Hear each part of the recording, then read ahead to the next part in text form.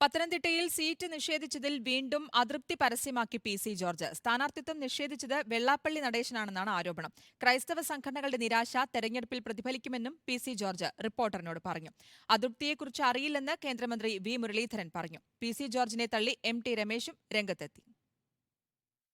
പത്തനംതിട്ടയിൽ സ്ഥാനാർത്ഥിത്വം ലഭിക്കാത്തതിൽ കടുത്ത അതൃപ്തി പ്രകടിപ്പിച്ച പി.സി. ജോർജ് വെള്ളാപ്പള്ളിക്കെതിരെ ആഞ്ഞടിച്ചു. ബി.ജെ.പി. സ്ഥാനാർത്ഥിയെ നിശ്ചയിക്കുന്നത് വെള്ളാപ്പള്ളി നടേശനാണെന്ന് അറിഞ്ഞില്ല. തന്നെ സ്ഥാനാർത്ഥിയായി പ്രതീക്ഷിച്ചിരുന്ന ക്രൈസ്തവരുടെ നിരാശ തെരഞ്ഞെടുപ്പിൽ പ്രതിഫലിക്കും. ക്രൈസ്തവനൊരു ലീഡർഷിപ്പില്ല. പി.സി. ഒരു ലീഡർഷിപ്പിലേക്ക് കടന്നു വരുന്നത് വളരെ സന്തോഷമാണ്. അതിന് നേതൃത്വം കൊടുക്കുന്നത് ബി.ജെ.പി. ആണ്. അതുകൊണ്ട് മാറ്റി 19 നിയോജകമണ്ഡലത്തിലും ബി.ജെ.പിയുടെ സ്ഥാനാർത്ഥി വോട്ട് ചെയ്യണം തീരുമാനിച്ചു. അങ്ങനെ ഒത്തിരി സംഘടന തീരുമാനിച്ചു. അതെല്ലാം ഇപ്പം വെള്ളത്തിലാക്കിപ്പോയി. അത് എന്ത് ചെയ്യാൻ പറ്റുമെന്ന് എനിക്ക് അറിയില്ല. ഞാൻ അവരോടൊക്കെ സംസാരിക്കാനിരിക്കുക. വെള്ളാപ്പള്ളിയാണ് ആദ്യം മലനെ സ്ഥാനാർത്ഥിയാക്കരുതെന്ന് പറഞ്ഞു കൊടുക്കുന്നത്. പക്ഷേ അയാളാണ് ബി.ജെ.പിയുടെ സ്ഥാനാർത്ഥി നിശ്ചയിക്കുന്നത് എനിക്കറിയത്തില്ലായിരുന്നു. പത്തനംതിട്ടയെ പ്രതിനിധീകരിക്കാൻ താൻ അനുയോജ്യനാണെന്ന് എൻ.ഡി.എ സ്ഥാനാർത്ഥി അനിൽ ആന്റണി.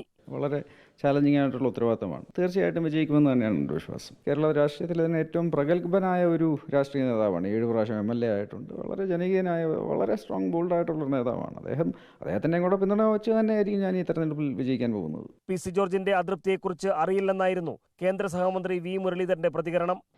എനിക്കറിയില്ല അതിനെക്കുറിച്ച്. കാരണം പി.സി. ജോർജ് ഞാനും തമ്മിൽ സീറ്റിനെ കുറിച്ചൊന്നും സംസാരിച്ചിട്ടില്ല.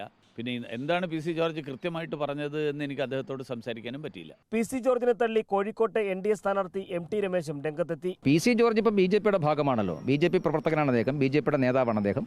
സ്വാഭാവികമായിട്ടും അദ്ദേഹത്തിന് എന്തെങ്കിലും വിഷയമുണ്ടെങ്കിൽ പാർട്ടി നേതൃത്വം അത് പരിഹരിക്കും. സീറ്റ് ലഭിക്കാത്തതിലുള്ള പി.സി. ജോർജിന്റെ അതൃപ്തിയും പരസ്യ പ്രസ്താവനകളും എൻ.ഡി.എയെ വെട്ടിലാക്കിയിട്ടുണ്ട്. വിവിധ ബ്യൂറോകൾക്കൊപ്പം reporter Prashant Thottunkal, in reporter, Kottayam.